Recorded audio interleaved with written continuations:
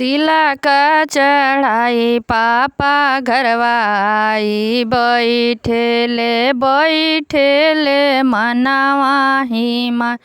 घर से बाहर भैली बेटी हो कवन बेटी, काहे पापा बैठे मनवा मार।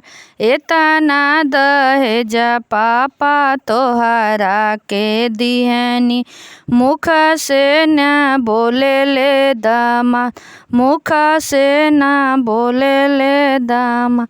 एतना बचन जब सुने ले काम, बेटी पापा जी से अरज हम। इतना बचन जब सुने ले कवन, बेटी पापा जी से अरज हम।